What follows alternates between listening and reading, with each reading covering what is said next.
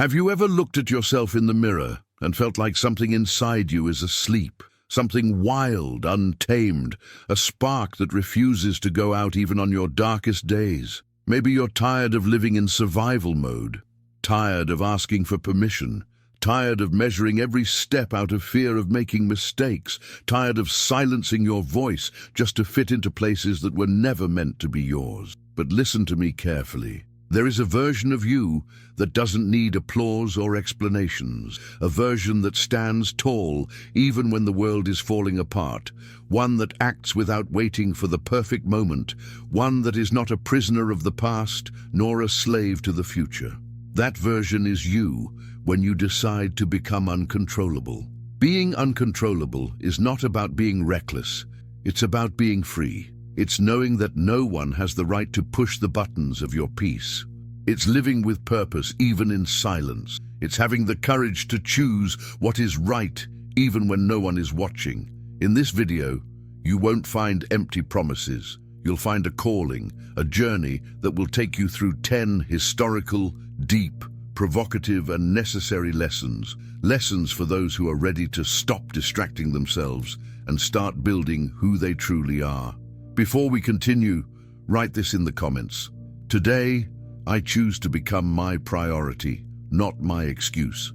That sentence is more than a symbolic gesture. It's a seal, a commitment to your own greatness. Now tell me honestly, are you ready to become uncontrollable? Let's begin. Number 1, freedom begins where fear ends. Imagine a cell without bars. You walk, you work, you smile, you go back and forth through the streets of your routine, fulfilling your daily obligations. To the world, you look free, but inside there is always something unsaid, a step you never take, a decision you keep postponing, a desire locked away. The cell is invisible, but it's real. Its name is fear. Not the fear that screams, but the fear that whispers, fear disguised as common sense, as caution, as maybe not now. It's quiet, but it's everywhere. It shapes your choices, erases impulses, tames your dreams.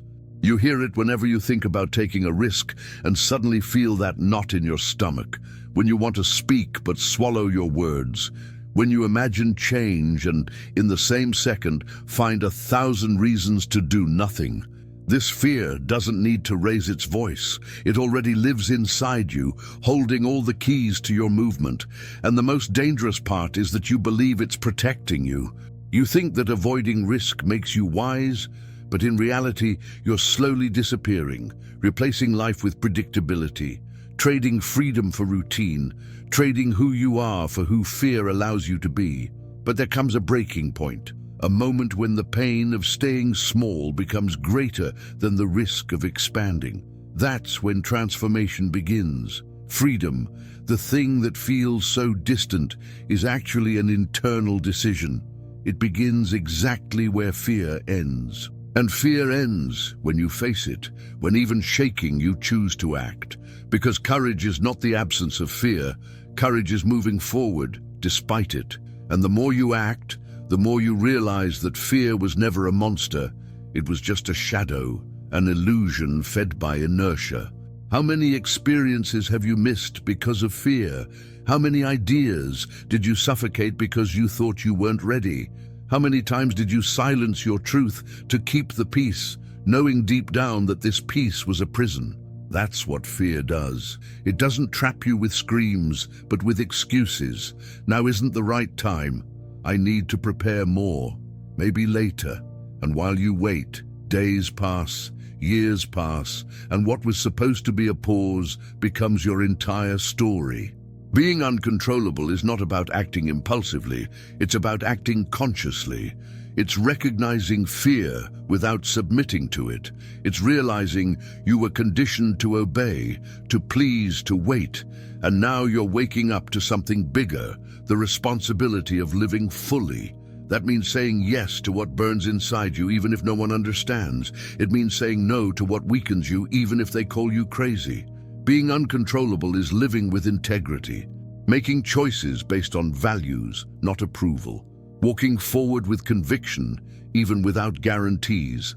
The biggest lie you believed is that you need to be completely ready before you begin, that you must eliminate all fear before acting.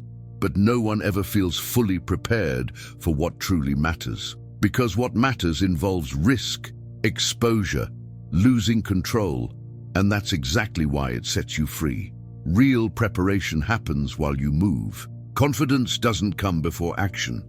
It comes after, as a silent reward granted to those who dared to act, even while doubting themselves. Freedom, then, is not found in the world. It's found in your willingness to say enough to the fear that controls you, in your refusal to remain a hostage to internal ghosts, in the moment you stop negotiating with what is essential. That moment can be now. Right now, as you read these words and feel something stirring inside you, maybe a memory, maybe an old wound, maybe a spark, you know what you need to do, but fear convinced you that this isn't the right time. Let me tell you something. The right time never comes. It doesn't exist. What exists is now this solid and uncertain ground where you can choose to take a stand. And when you do, something changes. You walk differently, you speak differently, you see differently, because those who choose freedom never fit into old cages again. You begin to understand that the world will always try to control you with rules, labels, and expectations, but what no one can control is someone who is no longer for sale, someone who chose themselves, someone who learned to act despite fear. Maybe no one notices the change at first. Maybe the world stays the same. But inside you, a wall collapses, a door opens, and for the first time in a long time, you feel truly alive because fear may still walk beside you, but it no longer decides the path. Number 2, no one is coming to save you. There is an illusion as old as human pain itself. The idea that at some point along the road, someone will come to rescue you. A look that finally sees you. A hand that pulls you up. A word that heals everything. We grow up with this fantasy disguised as hope, fed by movies, promises, and comparisons, and it slowly seeps into our deepest expectations. When everything is dark, someone will turn on the light. When I'm exhausted, someone will carry my burden. When the ground disappears, someone will show me a new path. But over time, you realize that person never comes. Not out of cruelty, but because it was never anyone's role to save you from what only you can face. At first, this realization hurts. It breaks something inside you, but it also creates space. Space to see yourself clearly, to realize that what stopped you was never waiting itself, but the absence of a firm decision. You stood still, projecting onto the outside world the responsibility of freeing you from an inner void. Placing the key to your own soul in other people's hands, waiting for the universe to conspire in your favor without realizing that the universe only moves for those who move first. How many times did you postpone change because you thought you needed more time? How many times did you wait to feel motivated before starting? How many times did you believe you needed someone wiser, stronger, more experienced before taking the next step? These are elegant forms of paralysis. They dress themselves as planning, self-care, rational thinking, but underneath they are fear. Fear of disappointment, fear of failing alone, fear of discovering that even after trying, you still might not be enough. So you wait. You wait for life to push you, for someone to validate you, for something magical to happen.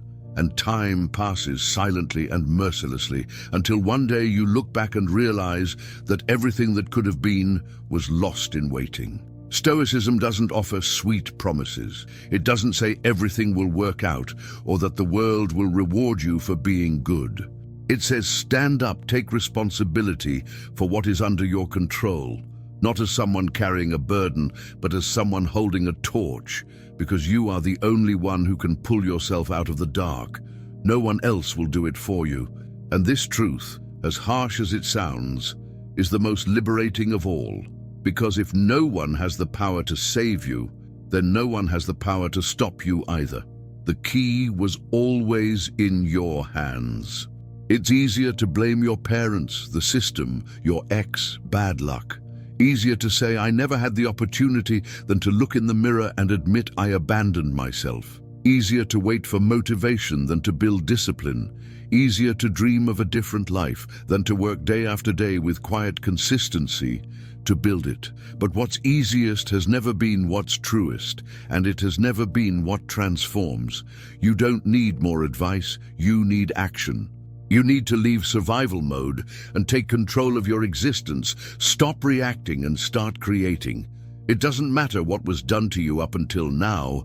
What matters is what you decide to do with it from this point forward. The pain you were taught to carry is no longer your obligation. The story you inherited is not a fixed destiny. You can break cycles, change direction, begin again, not once, but as many times as necessary. You just need to stop waiting for permission. Yes, walking alone is hard, but living trapped in emotional dependence, waiting for something that never arrives, is even harder. No one is coming with the answers. No one will tell you exactly what to do. And do you know why? Because no one lives inside you. No one feels what you feel. No one knows your ghosts and your strengths the way you do. The world can offer tools, but only you can build. The world can suggest paths, but only you can walk them. Becoming uncontrollable begins right there, when you stop outsourcing your evolution, when you decide to be your own reference, when you understand that you don't need motivation, you need commitment. Commitment to your silence, to your discomfort, to that inner calling that insists on reminding you, even in the late hours of doubt, that you were born for more than repeating patterns and pleasing expectations. Of course you will fall. It's certain you will make mistakes. But falling is part of the path for those who walk. Making mistakes is proof that you are moving. What can no longer happen is you hiding from yourself, waiting for a later that never comes, for a savior that doesn't exist, for a certainty that is only born when you step onto the ground of reality with courage. And no, this doesn't mean living in isolation. It doesn't mean rejecting help. It means not depending on it to begin. It means that if no one comes, you still go. That if no one believes, you continue. That if everything goes wrong, you stand up again, because there is no one left to blame, no one to wait for, no one to follow. Just you. You are not as fragile as you were taught to believe. Your mind was conditioned to doubt itself, but your soul still remembers. It remembers the strength you have when you are aligned with truth. It remembers the calm that appears when you stop begging for attention and start building self-respect. It remembers the lightness that comes when you let go of hands that don't hold you and learn to hold yourself. No one is coming to save you. But that may be the best news you've ever heard, because it means your life is finally back in your hands. Now look at those hands. They may still tremble, but they are already closing into fists of will. They still carry old marks, but they are ready to begin again. You may not have all the answers, but now you have something greater: responsibility. And responsibility is the seed of all transformation. From this moment on, abandon the role of the one who waits and embrace the role of the one who does, who acts, who honors every second with intention, because no one is coming to save you. But you, when you truly decide, are enough to start saving yourself every single day. Number 3, silence to rebuild yourself. Have you ever felt like you're always reacting? Like the day starts before you've fully woken up, as if the world is already in motion and you have to chase it? Notifications, demands, expectations, looks, sounds, images, everything calls you. Everything demands a response. Life has become a battlefield where silence has been banished, and without realizing it, you've banished it from within yourself as well. Maybe that's why you feel so tired, not physically, but existentially. A fatigue that rest doesn't cure, that sleep or vacations don't fix. A tiredness that comes from no longer being able to hear yourself, from no longer knowing where who you are ends and where what the world expects you to be begins.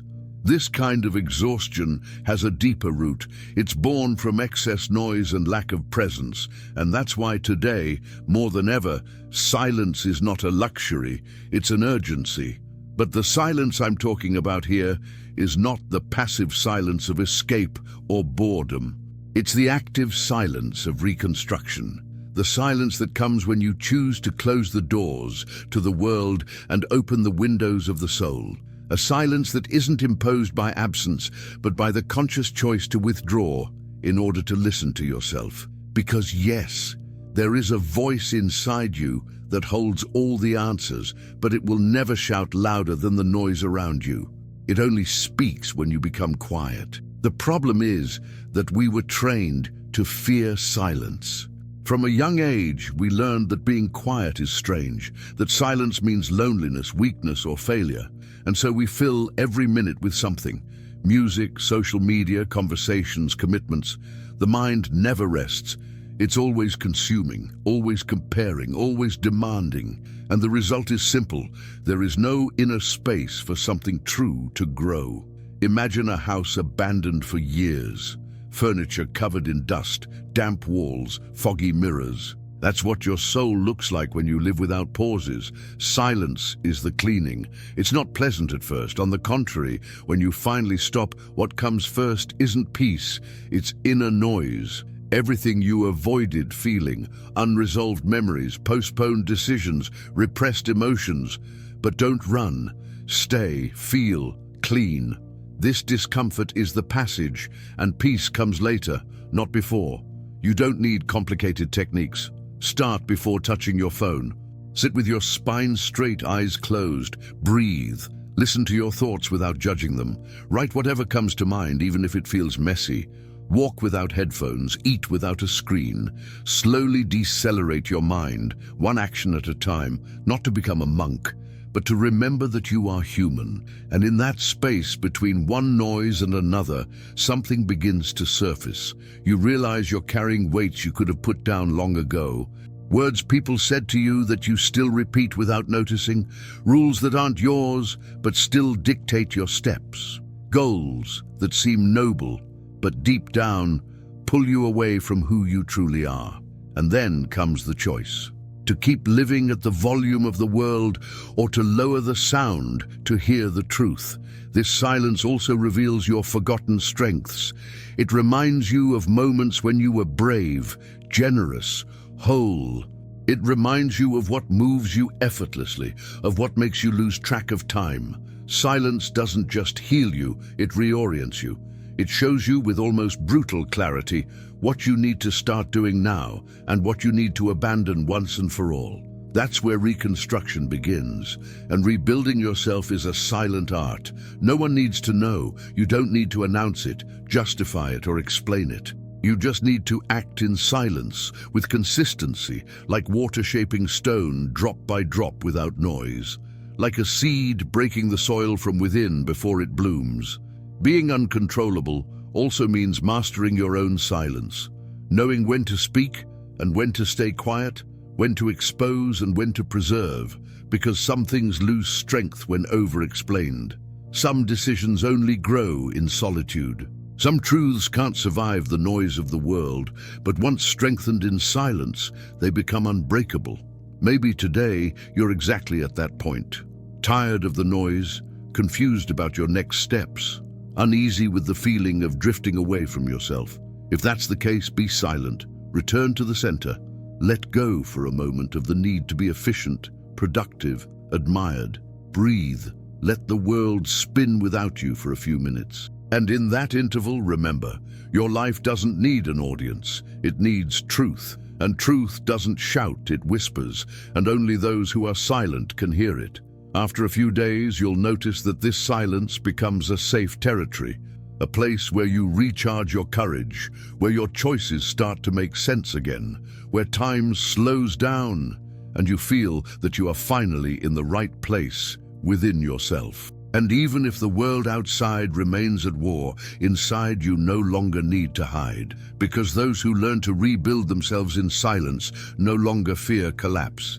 Those who know their own silence don't panic in chaos, and those who trust their own presence don't need applause. So from today on, allow yourself to disappear a little, not from others, but from the versions of you shaped by noise. Return to silence, and in that sacred place, build the most real version of yourself, not to be perfect, but to be whole. Number 4, turn pain into discipline. There comes a point when pain stops being just a symptom and becomes a boundary. A line on the ground, a warning from the body, the soul, life itself. You can't keep going the same way. Maybe you've reached that point. Maybe you're reading this with a tired heart, with a mind exhausted from repeating patterns, with a tight chest from carrying what you should have let go of long ago. I want to tell you this clearly. This pain is not the end. It is the door. But that door doesn't open through escape, distraction, or denial. It only opens through discipline. Pain is the signal. Discipline is the answer. We live in a culture that does everything to keep us away from discomfort, where everything is designed to soothe, entertain, anesthetize. Algorithms know when you're sad before you do and offer you videos, music, memes, products, anything to distract you from yourself. But Stoicism doesn't walk that path. It doesn't offer relief. It offers confrontation. It doesn't promise that pain will end. It invites you to do something greater. Transform that pain into foundation, into rails, into direction. Maybe you've tried to escape. Maybe you looked for shortcuts. Maybe you got lost in habits that seemed small but slowly took control. Because that's what happens when pain is ignored.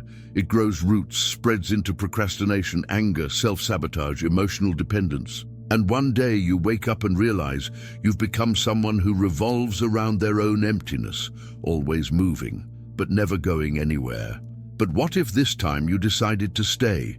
To stay with the pain, sit with it, look it in the eyes, and instead of running, ask, what are you trying to teach me?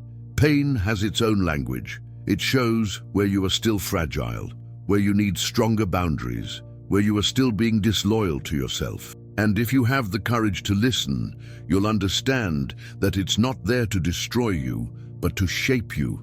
And that's where discipline comes in. Discipline is the adult response to the pain of the soul. It doesn't wait for motivation. It doesn't need high energy, pretty phrases, or company.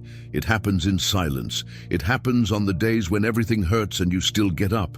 It happens on nights when sleep doesn't come, but you write, study, reflect, work on yourself. It happens in the no you give to old habits that have already destroyed you too much. It happens in the yes you give to your new story, even if no one else believes in it yet. Discipline is not rigidity. It is love in action.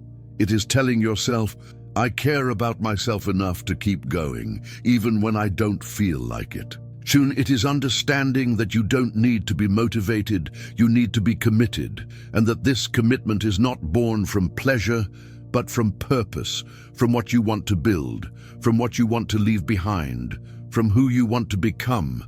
Even if today that version feels distant. Maybe you think discipline is for cold, mechanical people who live under an iron schedule, but it's not. True discipline is born from the sensitivity of someone who has already fallen and refuses to fall into the same hole again. From someone who has suffered so much that they no longer accept living in service of what destroys them. From someone who understood that freedom only exists where there is structure, and that inner peace is the result of daily choices, not occasional miracles. The Stoics knew this. Marcus Aurelius, Emperor of Rome, wrote every morning about how he needed to prepare himself to be contradicted, offended, ignored, and still remain centered. Epictetus, who was born enslaved, taught that what hurts us is not events themselves, but how we choose to deal with them, and that choice demands practice, repetition, discipline every single day. So the question is not, how do I stop feeling pain? The question is, what can I build with this pain? You can keep using pain as an excuse, or you can turn it into a bridge. Every pain carries a hidden force. The pain of not being valued can become focus.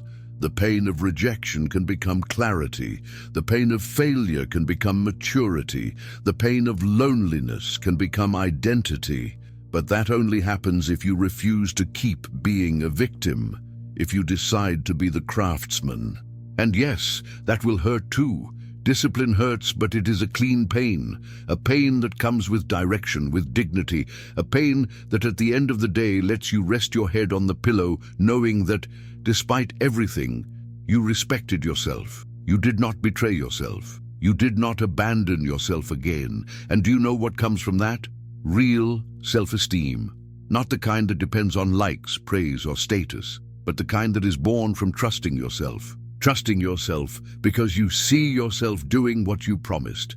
Trusting yourself because you know that even when you fail, you return, you get back up, you continue. That trust cannot be bought, cannot be inherited, it can only be built, and it is built with small bricks of discipline. Don't wait for a big turning point. Don't wait for a magical moment when everything aligns. That moment never comes. What comes is now. The now, where you can get up and do something different. You can write. You can turn off your phone.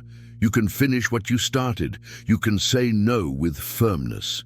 You can begin with what you have, the way things are. What matters is movement, and the more you move, the more pain transforms. It doesn't disappear, but it changes places. It stops being a prison and becomes momentum. It stops being noise and becomes a signal. And one day when you look back, you will realize that that old pain was the exact point where you were reborn. Not by luck, not by miracle, but by discipline, by the repeated choice to become someone who doesn't run, who doesn't self-sabotage, who doesn't quit. You want to be uncontrollable. Then stop running from pain.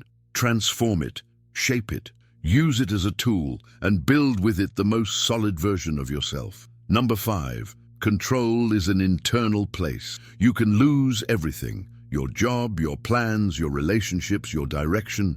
You can wake up one day and realize nothing turned out as expected, that everything you built on the outside is collapsing and still remain standing, still breathe with presence, still choose with clarity. That is only possible when what sustains you is not outside, but inside. This is one of the hardest lessons life can teach. The control that truly matters is not over the world, but over yourself. Most people live trying to control what they cannot. They try to control other people's opinions, their children's behavior, time, uncertainty, outcomes, endings, and they become frustrated because none of that is truly under their command. And the more they try to control what is external, the more powerless, insecure, and exhausted they feel. It is a prison built with good intentions, but maintained by fear. Stoicism breaks this logic with surgical precision. It reminds us, day after day, that there is an essential division, what depends on me and what does not. And everything that does not depend on me, I let go of, not out of indifference, but out of wisdom. Because my strength does not appear in external control, but in how I choose to respond to what happens. That is when you begin to become uncontrollable, because the world may try to hit you, but it no longer finds the same weak points. You stop looking for stability where it never existed. You stop trading your peace for a bit of predictability. You stop believing you will only feel well when everything is perfect, and you begin to cultivate your center, that sacred, silent, internal place where no storm can reach. But cultivating that center requires practice. It requires self-knowledge. It requires vigilance. It requires learning to notice when you try to control others out of fear of losing love, when you try to control the future out of fear of failure, when you try to control every detail because you don't trust yourself. Life is movement, not rigidity, and every attempt at absolute control is born from insecurity, not wisdom. True strength is flexible. It is the strength that in the face of chaos chooses clarity, that in the face of the unexpected returns to what is essential, that in the face of pain responds with wholeness, not desperation. This strength does not come from ego, it comes from presence, and presence is only possible when you are where your feet are. When you accept what is, without useless resistance, and ask yourself, what can I do with what I have now? Have you noticed how common it is to place your peace in other people's hands? If they change, I'll be fine. If they value me, I'll rest. If it works out, I'll breathe. But that is living at the mercy of chance. It is becoming a hostage to luck, to other people's moods, to circumstances. There is no freedom where your emotional stability depends on external variables. And I'm not saying this is easy. We were conditioned to seek control because it gives a false sense of safety. The idea that if we plan well enough, do everything right, behave perfectly, then nothing bad will happen. But it does. Life escapes, overflows, surprises. And when it does, and it will, you will have only one real choice: how to respond. That response is what reveals who you are. Because character is not shown when everything goes well, it is revealed when everything goes wrong. And what will sustain you in those moments will not be your intelligence, your appearance, your connections. It will be your foundation, your calm, your ability not to dissolve along with the pain. Being uncontrollable is this. It is not putting your soul at risk because of external tides. It is being like a tree that bends but does not break, that adapts but does not abandon its roots, that changes seasons but not essence. It is trusting that even when you don't control the facts, you still have power over yourself, and that is everything. You don't control what they say, but you control what you absorb. You don't control whether they love you, but you control how you love yourself. You don't control the future, but you control the now. You don't control endings, but you can honor beginnings. And when everything outside feels unstable, you return to the only place where there is firmness, inside. That return is a ritual, and the more you practice it, the more unshakable you become. Not because you don't feel, but because you feel deeply without drowning. Because you suffer without losing yourself. Because you love without forgetting who you are. Control, then, is not about avoiding pain. It is about not letting pain steal your awareness. It is about maintaining posture even when the world invites you to fall. It is about moving forward with steady eyes and a peaceful heart, even without knowing exactly what comes next. This is where you become your own axis, where you stop being pulled outward by every passing wind, where you become whole. Because in the end, the world will always disturb what is unresolved, but in the presence of someone centered, it falls silent, not because it changed, but because you changed the place from which you respond. Number 6, you don't need to be understood. There is a quiet thirst that follows almost every human being, the desire to be understood, for someone to finally see you completely, with your intentions, your struggles, your choices, to see not only what you do, but why you do it. This is a legitimate, natural, deeply human desire, but it is also dangerous, because when that need becomes dependence, it begins to chain you. Slowly, you start shaping yourself, editing yourself, shrinking yourself, all to fit into someone else's understanding. Have you ever caught yourself over-explaining, justifying how you feel, trying to convince someone that your choice makes sense? It's exhausting, because no matter how hard you try, not everyone will understand. Not everyone is ready to see your truth. Not everyone has the depth to follow the dive you are taking into yourself, and that's okay. The mistake is not in not being understood. The mistake is in believing you need to be. Most people listen to respond, not to understand. They see the world through their own pain, beliefs, and limits, and inevitably they will distort what you show them. They will call intensity exaggeration. They will see pride where there is protection. They will call coldness what is simply necessary silence. They will label your courage as madness, and you cannot waste your energy trying to translate the ineffable. Your truth does not fit into labels. The Stoics knew this.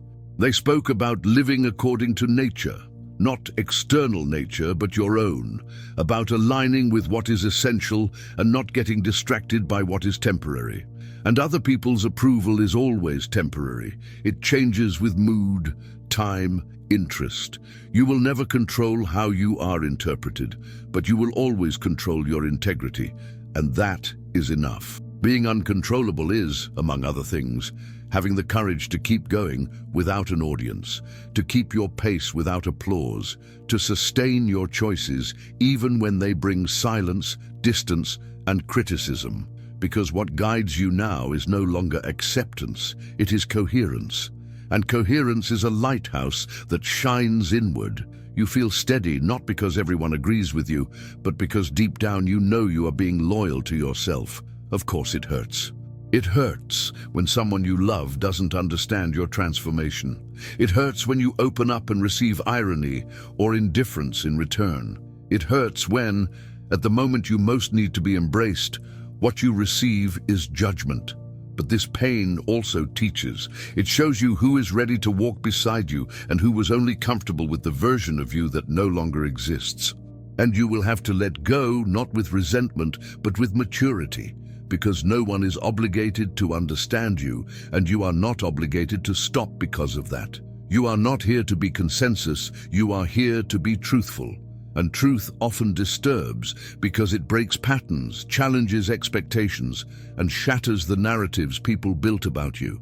There is no freedom without rupture, and there is no growth without loss. You will lose connections, you will lose recognition, you will lose places, but you will gain something the world cannot offer: wholeness. And this wholeness is quiet, solitary, but solid. From it, you build a new relationship with the world, one where you no longer need to prove, convince, or beg. You simply are. You simply move forward.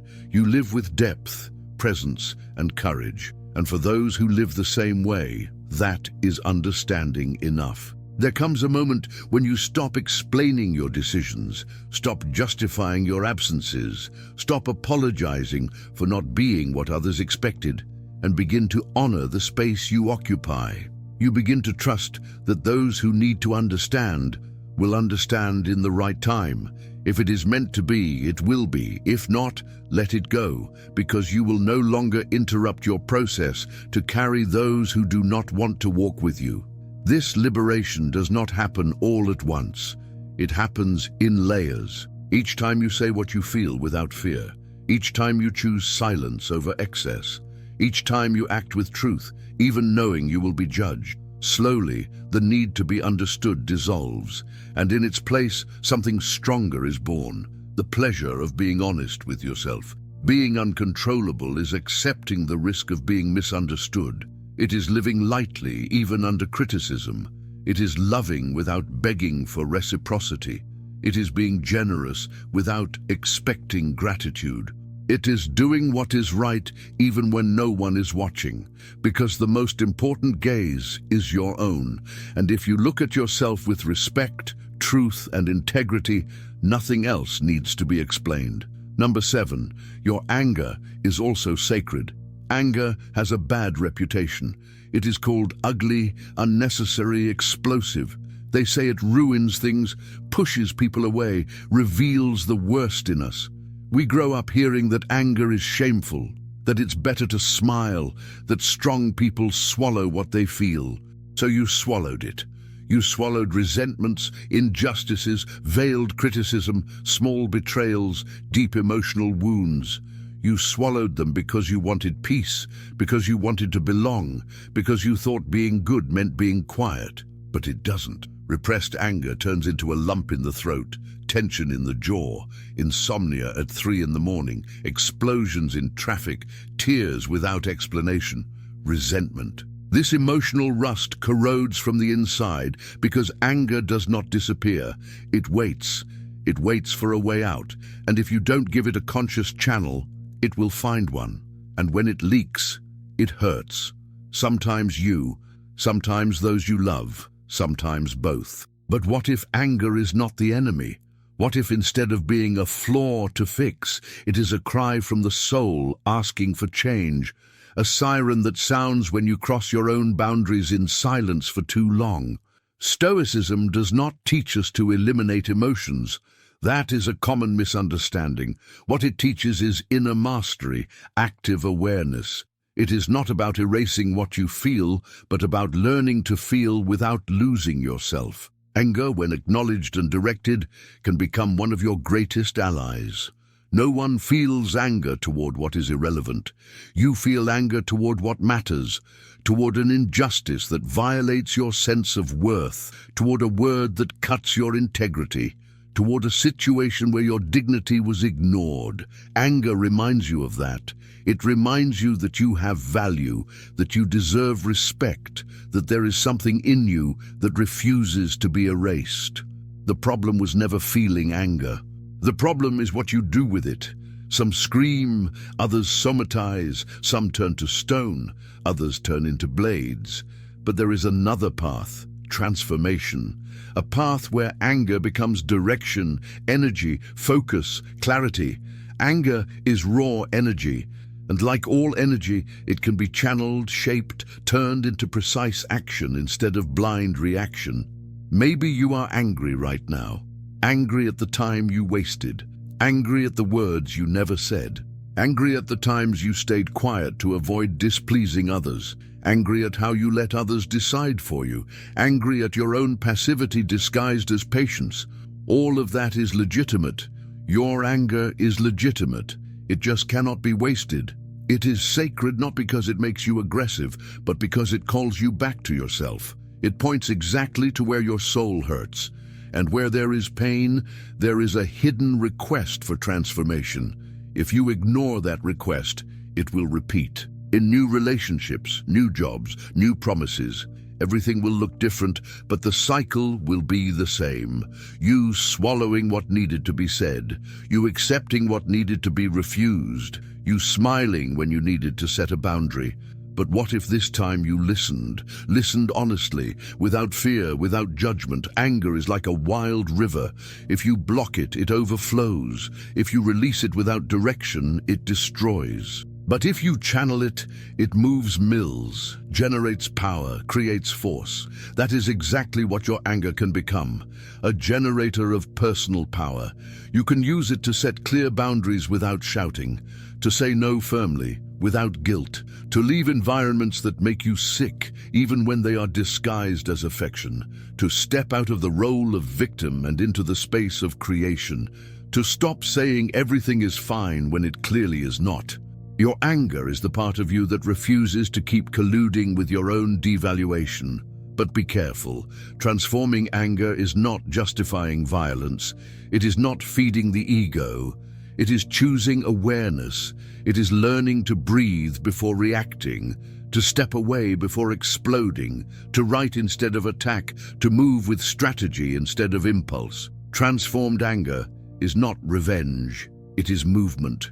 Movement towards something more just, more honest, more yours. And that movement begins inside, the moment you admit, I am angry, without fear of seeming weak, without concern about being misunderstood, because you already know you do not need to be understood by everyone. You need to be loyal to yourself. And loyalty begins when you stop denying what you feel to please those who do not care about your truth. Little by little, you realize that your anger protected you from dissolving, that it held your essence together when everything tried to pull you away from yourself, that it kept you standing when sadness tried to drag you down, and that now it wants more than to protect you. It wants to push you forward. Discipline teaches you consistency. Silence teaches you listening. But anger gives you momentum. It pulls you out of lethargy. It makes you say, I deserve more. And that more does not come from outside. It comes from the commitment to never abandon yourself again, to treat yourself with respect, to guard your limits as sacred territory. Because that is what you are, sacred territory. And anger, when well used, is the sentinel of that space.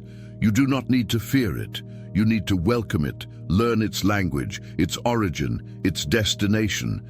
And by doing that, you become someone who feels everything but is ruled by nothing.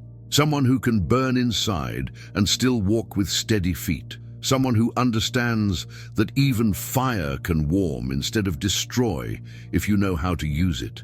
Being uncontrollable is not being cold, it is being whole. And a whole person feels anger, yes, but does not let it govern them. They listen to it, transform it, and move forward. Number 8. Solitude is an initiation. There is a kind of silence that is not chosen. It arrives when voices around you fade, when connections loosen, when hands let go and invitations stop coming. It can feel like abandonment, punishment, failure, but it is not. It is life guiding you into a territory few have the courage to enter. True solitude. Not the temporary loneliness of a Saturday night without plans, but essential existential solitude, the kind that confronts you with who you really are when no one else is watching. This is the moment most people run from. They rush to distractions, shallow relationships, noise, because being alone feels dangerous, and it is dangerous to the illusions you built. In solitude, masks fall, characters grow tired, addictions surface, emotional dependence is revealed. You realize you were surrounded but not connected, accompanied but not understood, visible but not seen. Stoicism, with its calm clarity, invites you to do something rare, not flee solitude, but pass through it. Solitude, when accepted, becomes a portal, a rite of passage, an initiation. It removes your crutches, strips away borrowed narratives, and for the first time gives you the chance to inhabit your own presence without interference, without distraction, without disguise. It is in this emptiness that truth emerges, and yes, it can be frightening. You may realize you spent years trying to please, that your identity was shaped by approval, that you sabotaged yourself for relationships that were never real, that you lost yourself trying to fit. This realization hurts, but it is fertile pain. It prepares the ground because what is born from solitude grows rooted. You no longer need to beg for attention. You no longer need to explain yourself. You no longer need to maintain bonds that exist only out of habit. Solitude teaches you that being alone is not the same as being empty. On the contrary, when you become your own safe place, you stop accepting any presence that steals your peace in exchange for company. Then something shifts quietly, almost without notice. You begin to choose where you go, who you walk with, what you share, not out of arrogance but out of integrity, because your presence now has weight. Because you understood that being with yourself is not a backup plan, it is the foundation. No one else has the power to complete you anymore, because you have already met yourself. This is where real power is born, a power that does not depend on control, vanity, or performance, but on grounding, on being someone who knows where they stand, because they spent enough time alone listening to their own essence. Someone who does not bend out of fear of loss, because they learned that what is real does not need to be forced, and what leaves you in solitude was never truly yours. It was only reflection, need, habit. To be unbreakable is also to be whole, and no one becomes whole without crossing their own solitude, not to isolate but to strengthen, to become selective, not out of scarcity but out of abundance. To recognize where there is exchange and where there is consumption, where there is depth and where there is convenience, and that clarity is born only in the silence of absence. It is not easy. Some days it will hurt. It will feel like you are being forgotten, ignored, left behind. But it is in that silence that life reorganizes everything. The connections that matter return transformed. The ones that never mattered do not return. And you, at the center of it all, remain intact, light, steady. Solitude is an initiation because it separates you from what is shallow. It detoxifies you. And like every process of cleansing, sometimes it brings fever, but when it passes, what remains is purity. You become more real, more present, more human, because only those who have been alone with their own pain are capable of offering real presence to another. Only those who learn to care for themselves without applause can love without control. So if today you feel alone, do not run. Do not rush to fill this space with distractions. Stay, listen, care. This is your foundation, your forge, your temple. And when you leave it, because you will not be the same. You will be someone who no longer bows out of fear of solitude, because you learned that even in the dark, you are enough. Number 9, do not seek to be admired. Seek to be real. There is something sweet and dangerous in the desire to be admired. It begins subtly, a compliment here, a look of approval there. Little by little you discover the power of being recognized. You start adjusting small gestures to please, a more acceptable tone of voice, a softened opinion, a way of dressing that attracts attention for the right reasons. Nothing seems serious, until one day you look in the mirror and no longer know who is there. Admiration, when it becomes a compass, pulls you off course. You stop doing what you love and start doing what earns applause. You stop speaking what you believe and start repeating what pleases. You stop acting with truth and begin building an image. And the world applauds, calls you impressive, but it is not applauding you. It is applauding the character you created to be accepted. That character is efficient. It knows how to behave, what to say, how to adapt to expectations, but it comes at a high cost. It requires constant vigilance. One slip and the mask falls. One wrong sentence and admiration turns into criticism. One step out of script and you are just another face. The price of forced admiration is constant anxiety. Stoicism never chased admiration. Epictetus taught that if you want to live virtuously, you must be willing to look foolish on the outside. Marcus Aurelius, the most powerful man of his time, wrote privately to himself as an ordinary man, dealing with doubt, fatigue, and failure. None of them sought to appear perfect. They sought coherence, truth, a life guided by principles, not applause. But letting go of admiration is hard because it disguises itself as love, acceptance, belonging, success. When someone admires you, you feel valuable, validated, right. And that is where the danger lives, because if your worth depends on applause, any rejection will break you. Notice how your behavior changes around those who admire you. You try to preserve an image. You censor yourself. You act according to expectations because now you have something to lose. Admiration becomes a golden cage, still a cage, and you become a servant to an edited version of yourself. Freedom begins when you release this, when you stop chasing approval, when you accept being seen as you are, with your flaws, silences, depth, when you understand that being real is worth more than being praised. That living truthfully, even without an audience, is more dignified than living off applause built on a lie. Being real is risky because truth unsettles. It does not curve itself to please. It does not say what people want to hear. It does not perform, but it holds, it endures, it creates deep bonds, it attracts what is aligned and repels what was only attached to your mask. This is where you begin to become ungovernable. Because the world only controls you while you crave admiration, while you need acceptance, while your self-worth is outsourced. But when you align with your essence, when you stand as who you are without needing approval, you are free, quietly free, dangerous to systems built on insecurity. This freedom is not loud. It shows up in the calm way you say no without explanation, in the peace with which you accept being misunderstood.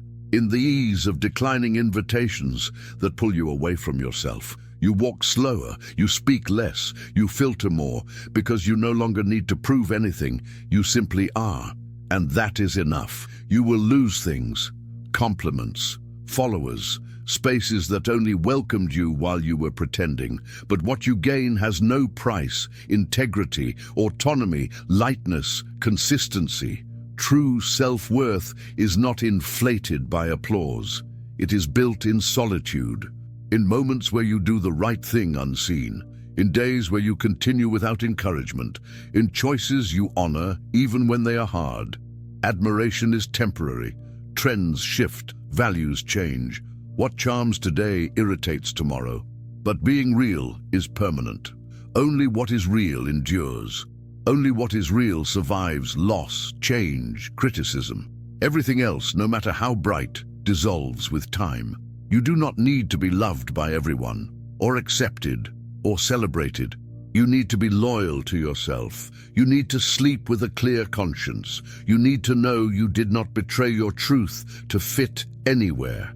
That is what will hold you when everything else falls. True admiration comes when you stop seeking it. It is a consequence of coherence, courage, presence, and even when it never comes, you keep going. Because you no longer live for applause, you live for purpose.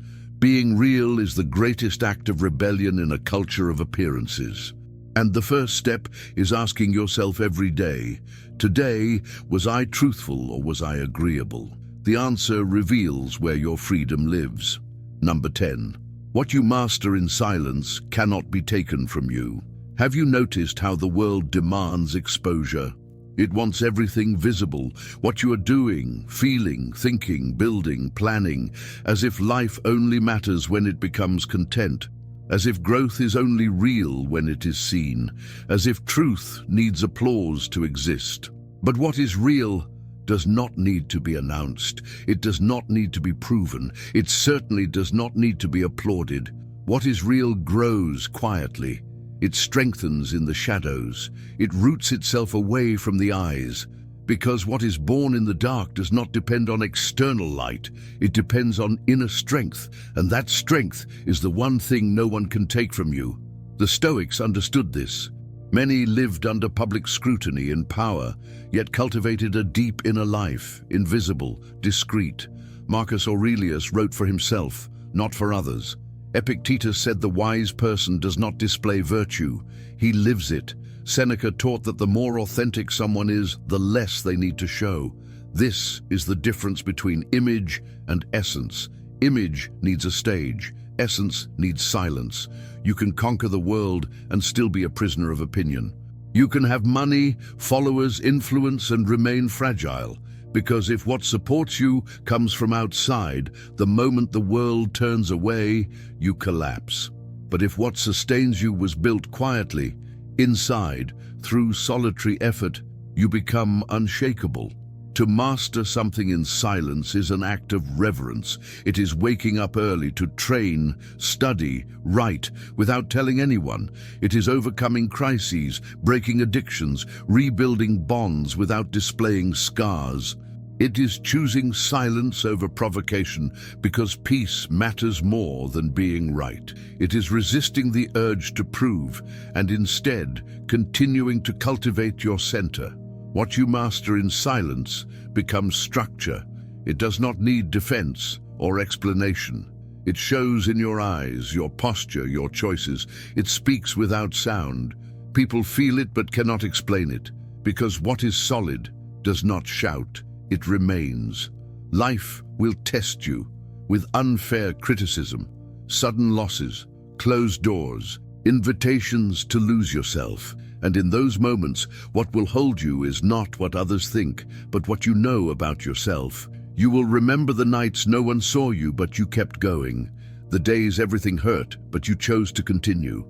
The moments you wanted to stop, but took one more step. No applause, but you knew. You were building something sacred. The world celebrates performance, but it is silent consistency that transforms. While eyes chase noise, it is those who remain who endure, remain in purpose, remain in care, remain in truth. And this cannot be taught with words, it is transmitted through presence.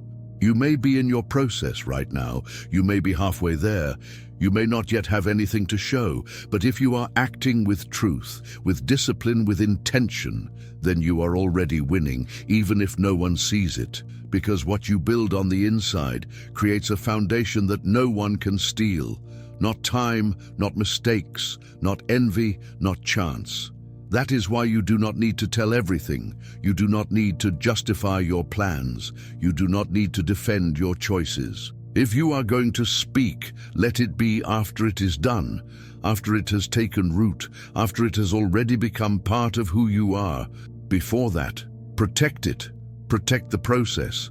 Protect the seed, because many people do not know how to deal with what is still growing. Silence, in this sense, is a shield. It is fertile ground. It is proof that you do not need an audience to act with excellence. It is a reminder that roots grow in darkness, that the greatest movements of the soul happen when everything seems still, and that only those who can endure the silence of the process deserve the stability of the result. You do not need speed. You do not need performance. You need presence, precision, patience. You need to trust that what is meant for you is being woven right now, even if no one sees it. Even if the world pressures you to show yourself, you owe nothing to the world. What you owe is to yourself: respect, consistency, and truth. To be ungovernable is to understand this. It is to refuse premature exposure. It is to not allow other people's anxiety to dictate your timing. It is to choose to grow in silence, because you know that when you are ready, the world will feel your presence even without an announcement. Because what is real vibrates, echoes, arrives. You will be tested. People will try to rush you, provoke you, doubt you. But you already know this. What you master in silence cannot be taken from you, because what you build inside, without applause, without witnesses, without haste, becomes part of who you are, and who you are, no one can undo. I want to sincerely congratulate you for making it this far and finishing the video. That means you want to grow as a person. If you enjoyed the video, leave a comment. If you do not know what to comment, write gratitude, so I know you watched until the end. If you are not subscribed to the channel yet, what are you waiting for? Subscribe now and join us. Stoicism is full of teachings like these that apply directly to everyday life. I encourage you to keep learning about this philosophy. I am leaving 2 videos filled with historical wisdom so you can continue your journey. Until next time.